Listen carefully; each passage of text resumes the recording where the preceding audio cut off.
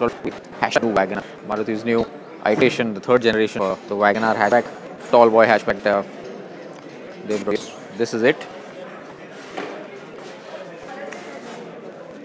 First things first, let's get the pricing out of the way. The new WagonR starts at 4,19,000 and goes all the way up to 5,69,000 ex showroom. There are, I think, 6 variants on offer, and you've got for the first time 2 engine options. You can have this with the 1 liter K series or with the 1.2 liter K series. So that is roughly about 83 horsepower in the 1.2 and about 68 horsepower in the 1 liter. Mileage difference for those of you who are interested, and I'm sure if you're looking at this car seriously, you are interested in mileage.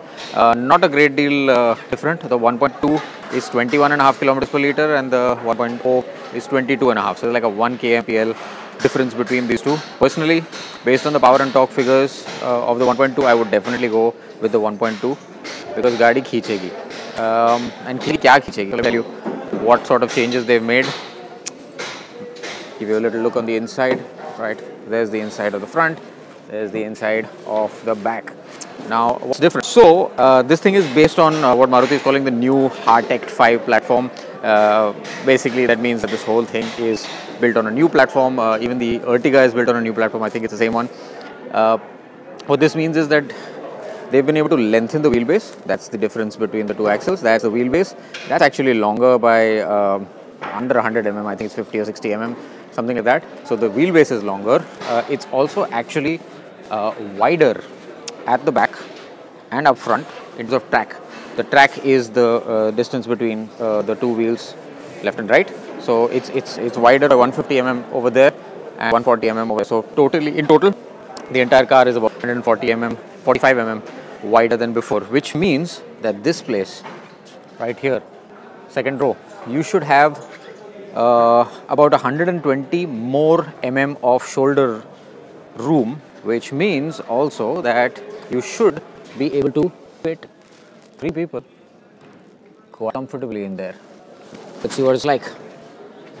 I'm gonna sit in there. Okay, all right, fairly comfortable. Let's try the middle.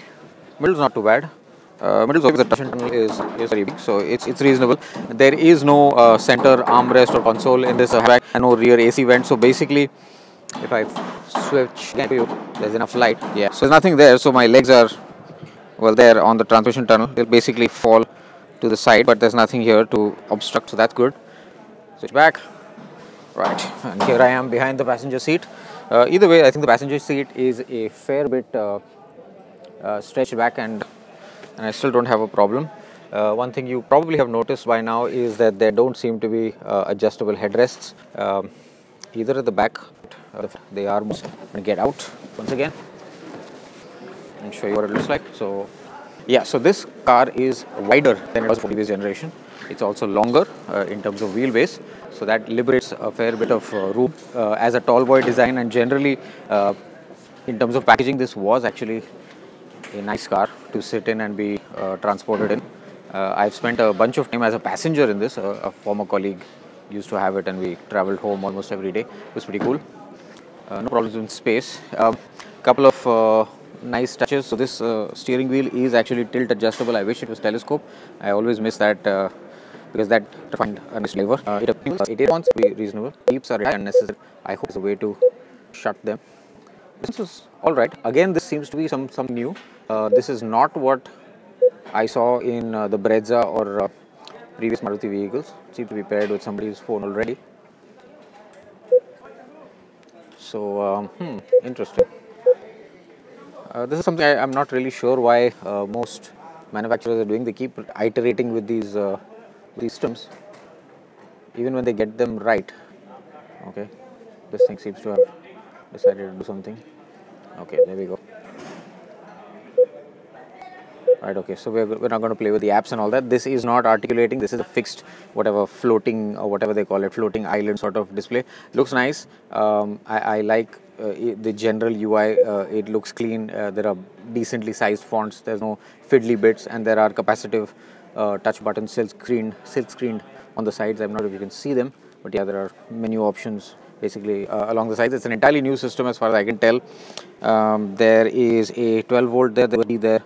Imagine this USB, the aux is next to it, but it's very hard to see. The USB, I imagine, will connect in some way to the system, because this system is compatible with both Apple CarPlay and Android Auto, which is awesome. I really don't think there's any excuse for car manufacturers to not include this anymore, because everybody has a smartphone and everybody's going to be using it with their car if they can. Down here, that's the auto gear shift, and here's another thing that Maruti has done, which is good in the new WagonR, and that is that you can actually have the auto gear shift system in either the 1 liter or the 1.2 liter. There's no natak about, oh, you need to buy the most expensive one if you want the auto gear shift. No, this particular model that we're looking at is the top model, so this would be 569 X showroom, and this has the 1.2 liter motor up front and the auto gear shift. So that's where we're at. This is what the car looks like, and I have to say, I'm not super impressed. This looks, what's a diplomatic way of saying cheap?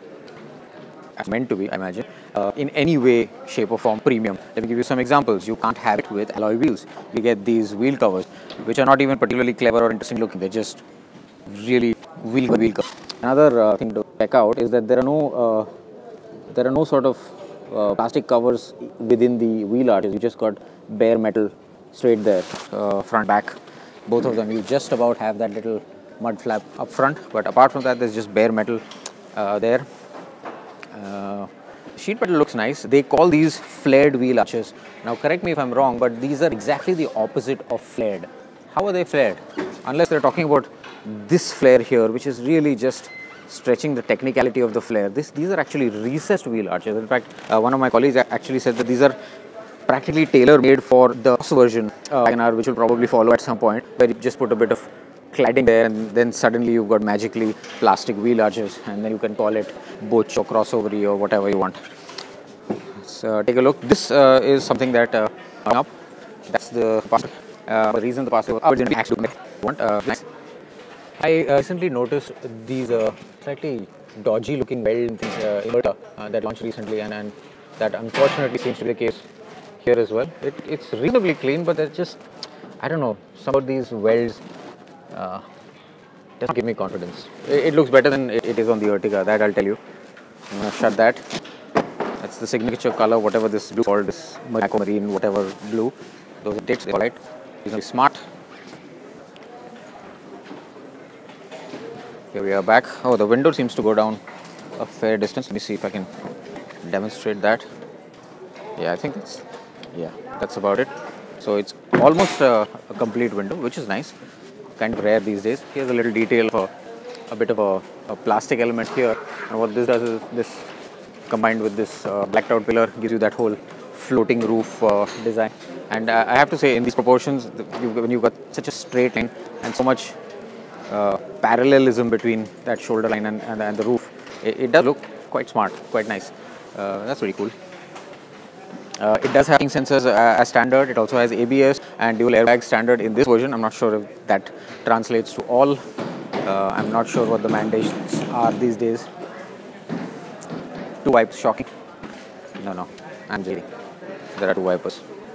Here's another detail. There's some kind of a split thing going on with the headlamp.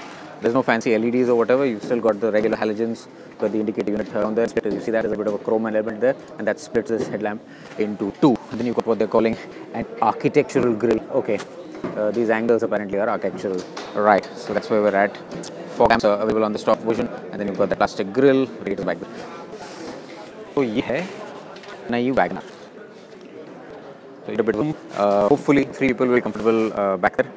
There are elements of this that like done to save costs. For example, the head, I kind of wish they're adjustable. For my height, those headrests are not available. You can also see a little bit of that cost cutting in the interior door panels, for example. There's absolutely no adornment. एक हल्का सा texture है. There's a texture here, but that's about it. It's just plain plastic everywhere. There is, I don't know if you can tell with this light, there's a halka sa, almost like snake skin texture around the edge. It's even so circular, as you can see, but that's about it. This plastic, hard touch plastic, Just texturing. Texturing is about all you get in terms of allowances for aesthetics or touch or feel. That appears to be the airbag enclosure. There is a glove box. It is reasonable. It's deep. Not a great deal of space, but it's deep, not shallow. It should keep your manual or book or whatever. There's that plastic again. More plastic plus plastic. See automatic climate control here. No, it's just regular AC. Storage areas, there's a little, I suppose you can put a cup there. A very shallow area for coins perhaps. And that's your standard emergency brake. That's the wheel well. Oh, surprise. I wish I could show you in more clarity, but there is a dead pedal. Thank you Maruti. That was mighty considerate of you. And there we go. So that, ladies and gents, subscribers, non-subscribers, is the new WagonR. 419 to 569, that's the range. You have 6 variants. You can have it in a 1 liter, you can have it in a 1.2 liter.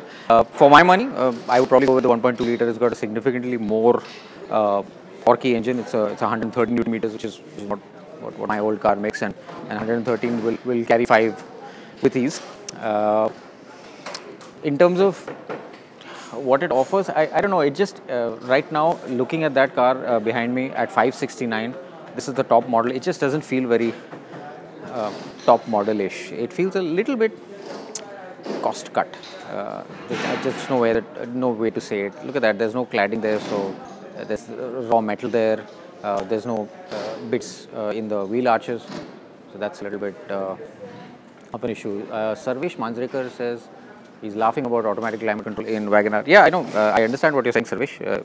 Not really expected, but I just thought I'd throw it out there. There is AC. I'm sure it works. So my perception of this WagonR is that it's almost, it feels like it's come, I don't know, maybe a step down in terms of the previous one, in terms of just what it looks like. It looks nice. It's got features. Obviously, vasool hai. You've got Apple CarPlay and Android Auto, which I appreciate. You've got a dead pedal, which I appreciate. You've got choices in engines, which I definitely appreciate. If you want a 1 liter, you can have 1 liter. If you want a 1.2 liter, you can have a 1.2 liter. Rekha Bhargav, please, after this video is done, please rewind it. You will see that I've given you a look at the interior as well. So choice is important here. So 1 liter, 1.2 liter, and very importantly, you don't need to go for the absolute top version if you want the auto gear shift. अगर आपको shifting नहीं करनी है तो आप 1 litre भी ले लो, आप 1.2 लीटर भी ले लो. इसमें दोनों ऑप्शन है. You can get a 1 liter with AGS, you can get a 1.2 liter with AGS. I know I'm repeating myself, but since this is a live stream, I thought I might as well. The bits that I find a little bit chintzy are, of course, the lack of any kind of covering in the wheel arches, the fact that you can't get alloys. Those are just wheel covers, and they're not even interesting wheel covers. They're just plain wheel covers. Otherwise, it's a nice looking car. The space inside is good. The infotainment system is good. It's new. I don't know why they did new. There were other workable infotainment systems in the other cars. It's all new. Touch is good. Capacitive is decent. It's reasonably responsive. Telescoping steering wheel. Tilting steering wheel, which is also good. And then you've got the additional bits and bobs that make it look fresh and new. So once again, this is the new WagonR 419 to 569. That's the price range. That's the top auto model, and I think that one back there is the top manual model. Both of them come with auto gear shift, which is Maruti's way of saying automated manual transmission. Yeah, if you have any more questions, do drop them in the comments, and let me know if you think this is a format that I should continue doing, because I usually take a long time to do reviews and put them together and edit them and sort of put them out on the channel. If you think this is something that adds value to you and you want me to go to various events and actually do these walk around videos, then let me know and I'll do more of them. This is signing off, and ask me any more questions in the comments. Bye bye.